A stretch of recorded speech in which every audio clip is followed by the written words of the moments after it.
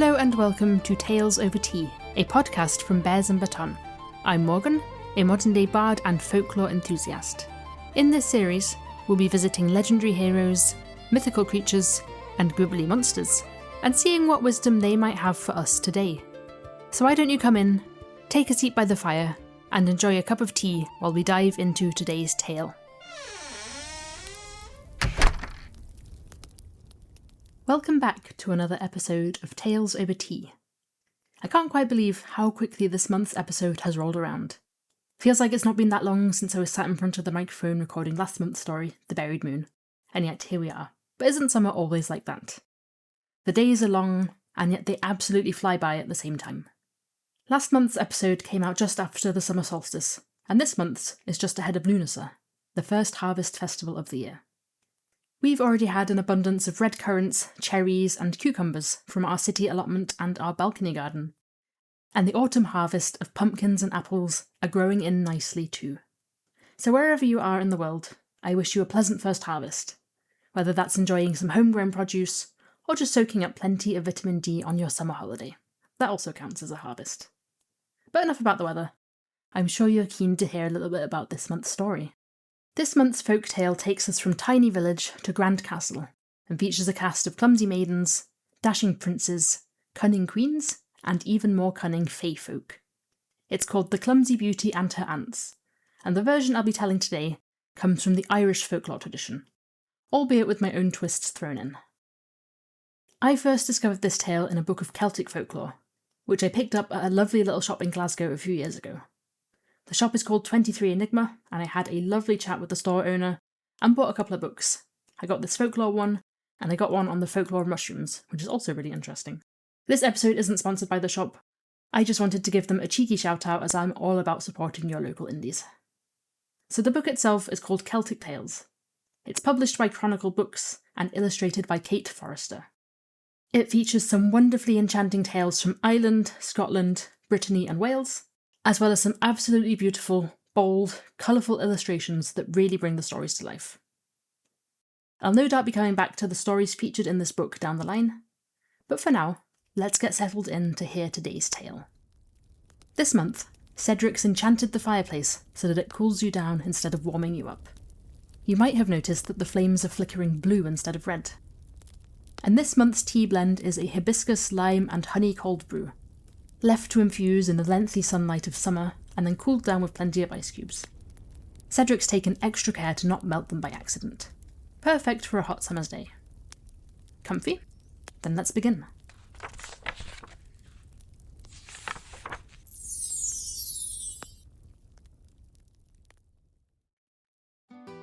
A long, long time ago, in a kingdom far, far away, there lived a poor widow and her daughter Ursula. Ursula's mother was particularly skilled when it came to all things handicrafts. She was known in the village, and even beyond the village, 3 or 4 towns over, for her spinning, weaving and sewing skills. Ursula's mother hoped that her daughter would follow in her footsteps, and that she'd also be just as good at spinning, weaving and sewing. But alas, while her daughter was truly beautiful, she was very, very clumsy. Whenever she tried to spin the wool into threads, it would tangle and break in her hands. When she tried to weave the linen, the block that passed through the threads would be forever tumbling to the ground with a loud clunk. And when she tried to sew the linen into shirts or trousers, they'd always come out wonky. Ursula's mother was beginning to get worried. Her daughter was of age and in search of a good husband, but who in the village was going to take her if she couldn't spin, weave or sew? How was she to find a good husband for her daughter? One day though, fate decided to shine on Ursula's mother. Ursula's mother was in a fit of rage. She'd asked Ursula to fix the trousers that she'd just made, which had come out with one leg longer than the other. And which leg had Ursula shortened? Not the one that was too long, but the one that was already perfectly sized. She raised her voice at her daughter, and was just about to yell something about how on earth she was going to find a good husband, when there was a racket from outside the house. The sound of hooves on cobblestones, and the blast of a trumpet sounded. And who should trot by the house but the king's son and his entourage? Ursula's mother enjoyed a good little bit of gossip, as did many of the women in the village. And she knew that the king's son was on the lookout for a wife. The horses were pulled to a stop at the sound of the argument, The prince hopped down and he approached the house. He asked Ursula's mother, "What was all that noise? Surely you couldn't be berating this young beauty right here," looking at Ursula. And Ursula's mother saw her chance. She clutched her hands together, put on her most dazzling smile and said, Oh, don't worry, she's not in trouble. She just has a habit of overworking, and I was, giving her a friendly reminder to slow down and look after herself. Because she really does work too hard. She can spin 3 pounds of flax in a day. She can weave it into linen the next, and the day after that, she'll have it sewn into shirts. The best shirts you've ever seen in this entire kingdom. The prince set out a low whistle of admiration, for he was also seeing a solution to his problem. It wasn't that he hadn't found a girl that he liked in the kingdom, it was that none were good enough for his mother. While Ursula's mother was the greatest spinner, weaver and sewer in her village, the prince's mother was the greatest spinner in the entire kingdom, and she had very high standards. And so the prince said, "Ho-ho! If she can spin 3 pounds of flax in a day, weave it into linen the next, and then sew it into shirts the day after that, then she sounds like the perfect girl for me and my family. Say, I don't suppose you'd mind me taking her off to the palace and seeing what my mother has to say." Ursula's mother grinned, clapped her hands, and said, "Say no more." She bundled Ursula up, and soon the young beauty was sat on the back of the prince's horse, riding towards the castle. The two of them chatted away on the route, and Ursula was distracted from the fact that she was heading off to the castle with the promise of spinning this flax, weaving it into linen, and sewing it into shirts, when she could do none of that. Oh, a shame, she thought to herself, whenever the thought cropped up. This prince isn't just handsome, he also seems like a lovely guy. What am I going to do? But she pushed the thought aside and let herself be carried up the winding path, across the drawbridge, and through the gateway of the towering castle. A grand feast was thrown to welcome Ursula to the castle. She had plate after plate piled high with thick slabs of boar meat, succulent roasted vegetables, honey roasted parsnips, the most delectable cranberry sauce, and a gently steamed sponge pudding soaked in lashings and lashings of golden syrup. As she sat and ate her fill and conversed with the prince, she thought, I could get used to this. I quite like this lifestyle. And the prince isn't too bad either. Over food, she was introduced to the prince's mother, and he regaled her with the tale that he'd heard when passing through their village. He told his mother, "This is Ursula, and I wish to marry her. She can spin 3 pounds of flax a day. She can weave it into linen the next, and have it sewn into shirts by the end of the third. Look, mother, isn't this the perfect girl for our family?" The queen looked the peasant girl up and down, and decided to set her a challenge. She told Ursula, "If you truly can live up to these claims, I'll let you marry my son. I want to see 3 pounds of flax spun by tomorrow, woven into linen the day after that, and then sewn into shirts the day after that. What do you think? Are you up for the challenge?" Ursula gulped nervously, but confirmed that she was. When she got up to her room for the night, she sat down at the spinning machine. This could not wait until tomorrow. She'd have to work through the night and all day tomorrow if she wanted to make a dent on this flax. She grabbed a handful of wool, tried to load it into the spinning machine, but as she did, the thread kept breaking. She tried again, and again the thread broke. Grabbed another huge handful, getting desperate now, popped it onto the spinning wheel, thought she was finally getting somewhere, and then ping, the thread snapped. Ursula threw down the wool in frustration. Tears bubbled up in her eyes. One fat tear rolled down her cheek and landed on the floor. There was a sudden pop, and a little old lady appeared in Ursula's bedroom. "Oh, dearie me, what's a beautiful young woman like you crying for?" Ursula looked up and did a double take. The old woman stood in front of her was tiny, but she had one huge foot. She quickly wiped the tears away, but the image was the same. A small, squat woman with one giant foot. "I'm sorry, who are you?" she asked nervously. "You can call me Auntie Megs," the woman said. "How about this? I can see you're struggling to spin all that flax. What if I were to do it for you? All I want in exchange is an invite to your wedding in 3 days' time. What do you say?" Ursula sniffed, wiped the boogers away from her nose, and nodded. "That sounds very good to me," she said nervously, unsure if she should be trusting this little old woman, who'd appeared as if by magic. But what else could she do? She couldn't sit here all night watching the thread break time after time. That would drive her crazy. And so she nodded her agreement once more, pushed the flax towards the little old lady, and clambered into bed. When she awoke the next morning, she was thrilled to see that the wool was gone, and that it had been replaced by 3 pounds of spun flax. Ursula spent a wonderful day exploring the castle grounds, getting to know the staff, and eating her fill of food. At dinner, she came down proudly, 3 pounds of flax in her arms, and popped it on the table in front of the Queen. The Queen eyed it, clearly impressed, and she said, "Well done, my dear. You've done very well to spin all of that flax in a single day. My, I wonder how you did it." But Ursula just chuckled and tapped the side of her nose. "Very well," said the Queen. "You've passed the first challenge, but you still have 2 more if you wish to marry my son. I'd like to see this woven into linen by tomorrow." Ursula nodded enthusiastically and told the Queen, "Not a problem, I'll have that done."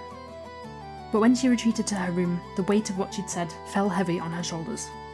Oh, she'd got lucky last night, but what was going to happen tonight? She was hopeless at weaving. She could never get the wooden pieces in quite the right place, and the fabric would always come out lumpy and uneven, if she managed to make any fabric at all. Oh goodness, what was she going to do? She took a deep breath, sat down, and got to work on the weaving machine. But alas, just like the previous night, her hands wouldn't do what she was trying to put her mind to. The pieces of the machine would clatter to the floor, and she'd managed to weave a piece of fabric perhaps the size of a handkerchief before it got broken and lumpy and wonky. Oh goodness, what am I going to do? She thought to herself. And again, the tears welled up in her eyes at the thought of letting down the Queen and the Prince, and in turn her mother. One teardrop rolled down her cheek and landed on the floor, and there was another pop. This time, Ursula looked up and immediately dried her eyes. There was a small, old woman stood in front of her, about the same height as the one from the previous evening. This one didn't have a giant foot though. Instead, she had extremely wide hips. As she waddled over to Ursula, she asked, "Oh, dearie me, what's a young beauty like you crying for?" And Ursula said, "I'm really struggling to weave this flax into linen. It has to be done if I want to marry the prince." And the little old lady patted her on the arm and said, "Why don't you leave it to your Auntie Jackie? If you invite me to your wedding in 2 days' time, I'll have this flax woven into the best fabric you've ever seen by morning." This time, there was no hesitation. Ursula nodded her head, pushed the flax towards the little old lady, and dived into bed. When she awoke the next morning, she was overjoyed to see that the flax was gone, and that there was a nice pile of linen in its place. She spent another day exploring the castle, eating the wonderful food on offer, and getting to know the prince a little bit more. At dinner time, she bounded down the stairs, arms full of linen, and again presented it to the Queen. The Queen looked at the pile, astonished. "You've done very well, my dear. How on earth have you managed that? Gosh, this linen is really good. I wouldn't mind wearing that myself. Perhaps you can turn this into a nice shirt for my son, and a nice matching dress for me by the end of tomorrow." Ursula nodded. She'd passed 2 challenges, she only had 1 more to go, and then the prince was hers. She could do this, right? After dinner, she bounded back up to her bedroom, linen in tow, and sat down, ready to sew it into a shirt. This time she was sure she could do it herself. The 2 old ladies had been wonderful, but she was a woman of pride. She was going to manage these shirts. But alas, as she tried to poke the sewing needle through the fabric, it snapped in her hands.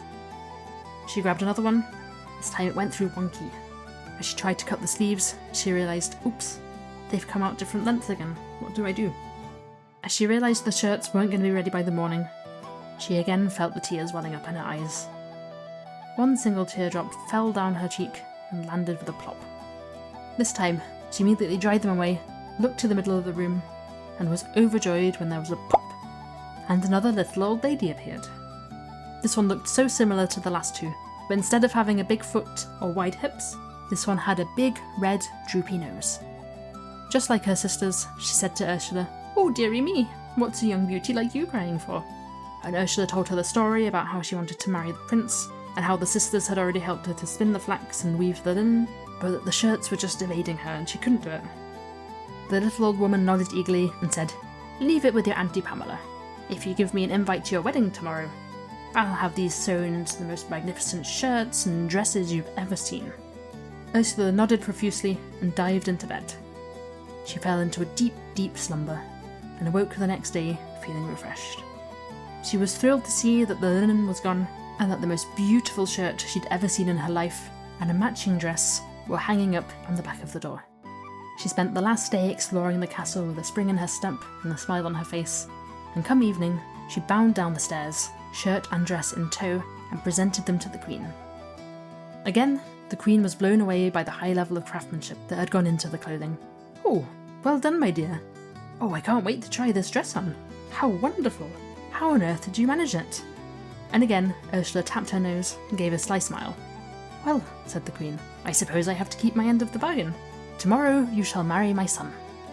"Thank you, my Queen," said Ursula, bowing before her. And that night she went to bed with a huge smile on her face. And so, Ursula and her handsome prince were married. Yay! Over the wedding dinner that night, all the Queen could talk about was how happy she was that her and the bride would be spinning, weaving, and sewing together for the rest of their lives. Ursula laughed nervously and downed a glass of wine. "Yeah, that's great. I can't wait for it," she said. Halfway through the first course of some blush tomato soup, the footman came up to the prince and said, "My lord, your wife's Auntie Megs has just arrived. May she have a seat at the table?" Of course," said the prince. "Any relative of my wife is welcome to join us for tonight's feast and celebration of love." "Very good, sir," said the footman, and off he went. He came back with a short, stout woman with one foot bigger than the other, who took a place at the head table. Now, the Queen was the nosy sort, and so she looked the woman up and down a few times, took a few mouthfuls of soup, and then couldn't help but ask, "Why is your one foot so much bigger than the other?" Auntie Megs let out a cackle and explained, "Why, it's because I spent my whole life sat at the spinning wheel. The big one is the one I used to push the pedal." The prince looked on absolutely horrified and declared, no wife of his will ever spin again.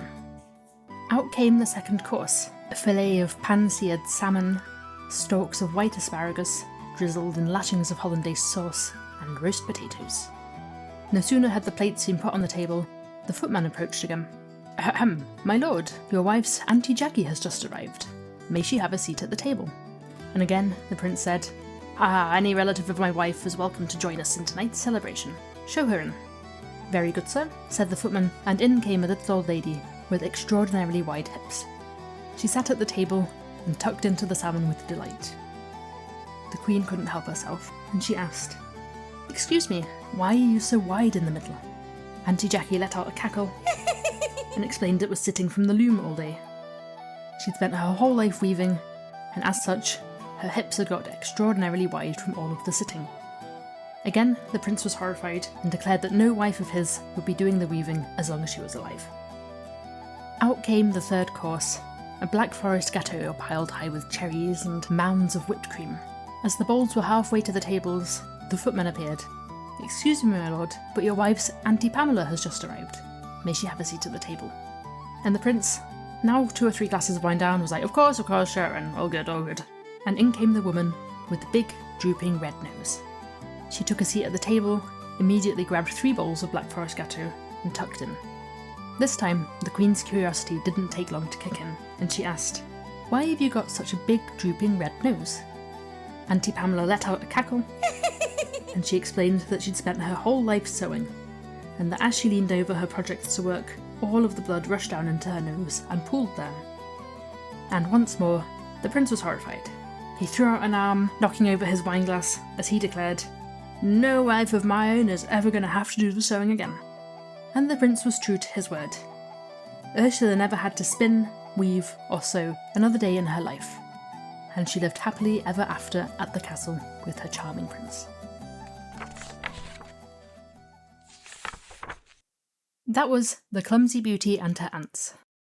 Before we get into the history of the story, I decided to sneak a little bit of presenter lore into this one, because I quite like listening to podcasts and learning a little bit about the person behind the microphone, and I hope you do too. So, you might be thinking to yourself, "Morgan, you said this was an Irish tale, but Megs, Jackie and Pamela, those aren't Irish names." And you'd be correct. Megs, Jackie and Pamela are actually my mum and her 2 sisters. They are of Irish descent, even though they've got English names. These 3 ladies are as crazy as me when it comes to all things witchy, folklore, history, mythology, all that good stuff. So what better way to pay tribute to them than by sneaking them into a story about 3 magical sisters? The first trickster we encounter in the story is the one with the oversized foot, and funnily enough, the oldest of the 3 sisters, my Auntie Megs, does have 1 foot bigger than the other. There's only 1 size difference between them, so it's not quite as extreme as in the story, but I found the coincidence quite fascinating. As you can imagine, shoe shopping is sometimes a little bit challenging for her, but once, an online shoe shop messed up her order and delivered 2 different sizes of shoe that matched her feet perfectly. When the shop reached out to rectify their mistake, she told them she was actually quite happy with what she'd received, thank you very much, and that she'd be keeping the mismatched pair. The second trickster we encounter in the story is the one with the extra wide hips. As the middle sister, I gave that role to Jackie. And sorry to disappoint, but she is actually a very normal-sized woman. Her claim to fame, however, is actually a throwback to episode 1 of this podcast. Last year, she bought me a cheeky little Lincoln Imp candle holder for Christmas, and I decided to learn the story of the imp for my storytelling circle on the Druid Hearth, and it eventually became the pilot episode of this series. So shout out to Auntie Jackie for that. The third trickster was the one with the big, drooping red nose. Like the second trickster and Auntie Jackie, my mum, Pamela, doesn't have a big red nose. But she does have a thing for men with big noses, so somehow it still fits. Finally, you might remember that the Clumsy Beauty shortened the already short trouser leg instead of the one that was too long. And that is real-life family lore from one of the 3 sisters, and that story gets told at least once a year. I won't tell you which one it is though, just to keep a little bit of mystery. So, let's get into the history of the story. You might have heard this story before, or at least a version of it, because it's not unique to Ireland. Various cultures across Europe have a version of this story, and you can even find it in some parts of Central Asia. But let's start with the Irish version, because that's the version I chose to base my telling on. The Irish version of The Clumsy Beauty and Her Aunts was published by folklorist Patrick Kennedy. Kennedy was born and raised in County Wexford, and he began gathering folktales in the 1850s. He became one of Ireland's most notable folklorists, especially when it came to stories from County Wexford, and he had a profound impact on the arguably more famous poet and writer William Butler Yeats and the Celtic Revival movement. Kennedy published a whopping 7 volumes of Irish folklore in his lifetime, including Fictions of Our Forefathers, Legendary Fictions of the Irish Celts, and The Bardic Stories of Ireland. The Clumsy Beauty and Her Aunts was published in his book The Fireside Stories of Ireland, which came out in 1870, although it appears under the name The Lazy Beauty in that version. In his notes, he mentions that this story has similarities with tales from Italian and Norse folklore. The Italian version, however, has some substantial differences, at least in my opinion. The Italian version is called The 7 Little Pork Rinds. In the story, a girl is beaten for eating 7 pieces of bacon and not saving any for her mother. Relatable, if you ask me. A passing merchant, rather than a prince, asks what's going on, and the mother claims her daughter is working too hard and ruining her health, so she was berating her into taking a rest. Like all good folk stories, it's love at first sight, and the merchant marries her. One day, the merchant decides to go out of town and leaves his wife at home to do the spinning. While attempting to do the spinning, she accidentally flicks water at a passerby. Some fairies who are just hanging out in the neighbourhood spot this, and they are very amused. So much so that they do the spinning entirely. The merchant returns home, sees just how much has been spun in his absence, and decides the girl's mother must have been right. His wife must never spin again. So that's the Italian version. As I said, in my opinion, quite different. I think the Irish version is much closer to the German version, which is called The 3 Spinners, collected by the Brothers Grimm. Like the Irish version, the girl is berated for her laziness by her mother. This time it's not the prince nor a merchant that's passing through, but the queen, and she stops to investigate what's going on. The mother claims that her daughter spins so much that she can't afford to buy enough flax to keep her occupied. So the queen takes the girl off with her to the castle and gives her 3 days to spin an entire room of flax. If she does, she may marry the queen's oldest son. 2 days later, no flax has been spun. The girl claims she is just homesick and can't bring herself to do the spinning, but she knows that excuse isn't going to fly the next time the queen comes round. That night, 3 women appear in her room, one with a swollen foot, like in the Irish version, but the other 2 look a little bit different. In the German version, the second woman has an overgrown thumb, while the third one has a drooping lip. As with the Irish version, they offer to spin the flax in exchange for an invite to the wedding, being introduced as aunts and being offered a spot at the high table. The Clumsy Beauty agrees, and the spinning is done. The wedding rolls around, the aunts turn up, and this time it's the prince who's asking about their various deformities. And they say it's from years of spinning. The foot is enlarged from all of the treading at the wheel, the lip from licking the thread to pass it through, and the thumb from twisting the thread. The prince looks on horrified and forbids his wife from spinning again. So this version is very, very close to the Irish one, apart from the fact that in this version, it's just the spinning that has to be done, not the other tasks. The weaving and sewing are notably absent. There's also a version from the north of England / borders of Scotland region that's worth a mention. This version was collected by folklorist Joseph Jacobs, who we briefly met last episode, and it's called Habe Trot and Scantly Mab, which I think is a fantastic name for a story. In this version, the girl is sent out with 7 heads of lint to be spun within 3 days. Now the girl wasn't keen on spinning, but she could see that her mother was struggling and absolutely desperate, and so she takes the lint out to a nearby knoll and tries her very best. At some point, she looks up to see an old lady with droopy lips spinning thread. They strike up casual conversation, and as they talk, the girl explains her predicament. The old lady says she'll do the spinning as long as the girl doesn't say where it came from. The girl agrees, and the woman disappears with the lint. At some point, she falls asleep on the knoll, and eventually awakens to a weird voice, which is saying, "Hurry up, Scantly Mab, for I have promised the yarn, and Habe Trot always keeps her promise." She peers inside the knoll and sees a group of spinners with droopy lips hard at work, and her new friend, Habe Trot, encouraging them to work faster. Eventually, Habe Trot returns and gives the yarn to the girl, who takes it home, overjoyed, and she keeps her word. She doesn't say where it's come from.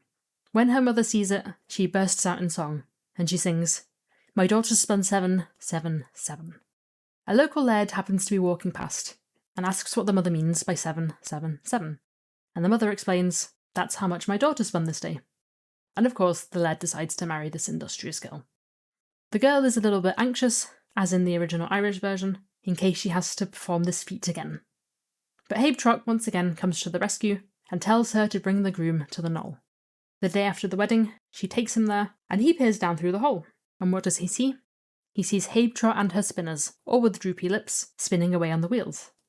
They look up and they tell him, "Oh yes, this is from spinning." And he forbids his wife from doing any more spinning work in her lifetime.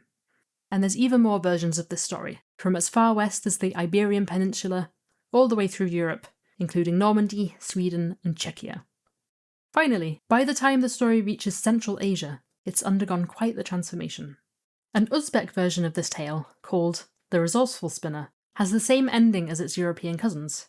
But the way it gets there is rather different, and it notably lacks in otherworldly tricksters. In the Uzbek version, the beauty at the spindle is attempting to spin and eat at the same time. Haven't we all been there on a busy working day, let's be honest. As she does so, a prince passes by, and for some reason, the prince has been living with a bone stuck in his throat.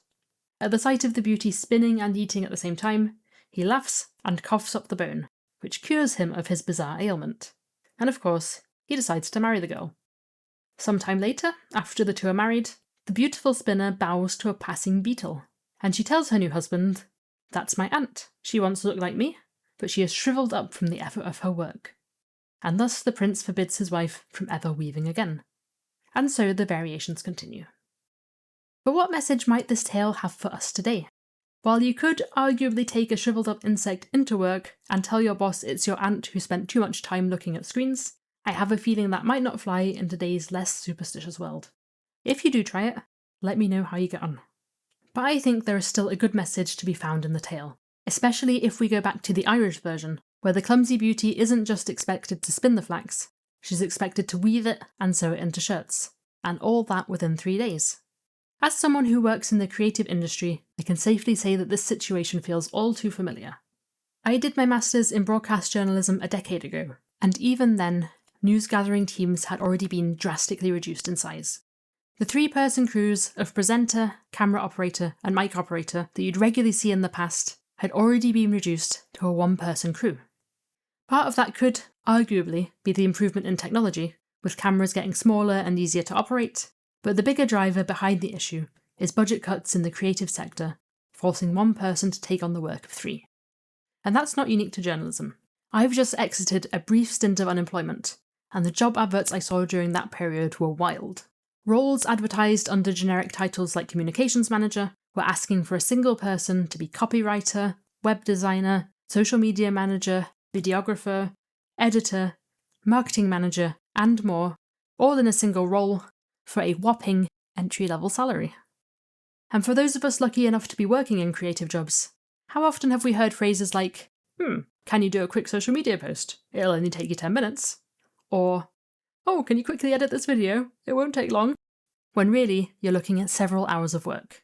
It's always the creative roles that are the first to be affected by cuts and layoffs, with those who survive often having to take on the workload of an entire team, but with no extra hours to get things done. So my takeaway message from this story is, value your creatives. Don't write off seemingly simple jobs as simple. Often, they just look that way because someone's expert enough to make it look effortless. So if we go back to the story and look at it through today's lens, we should ask ourselves, was the clumsy beauty really bad at the spinning, weaving and sewing? Or was she just stretching herself thin across 3 different jobs that required 3 different specialists to pull off? And on that note, today's Tales Over Tea comes to a close. I hope you enjoyed getting comfy by the cooling fire with an icy brew this time and listening to today's tale. We're actually going to have a mystery story next month. By the time this episode comes out, I'll be travelling home from a week's holiday on the northern coastline of Wales. For those of you who've never been, Wales is a country steeped in folklore, mythology and tradition. It's famed for both Arthurian legend and the tales of the Mabinogi, often referred to as the Mabinogion, as well as dragons, water spirits, and helpful tricksters like the ones seen today.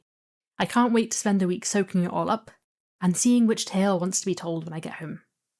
But for now, the fire is dying down, the real world is calling, and I bid you a fond farewell. Thank you for listening to Tales Over Tea. If you enjoyed this episode, please consider following or subscribing on whatever platform you're listening on. In the meantime, you can find me on Instagram at Bears and Beton for behind the scenes and extra content in between episodes. I look forward to sharing more stories with you soon.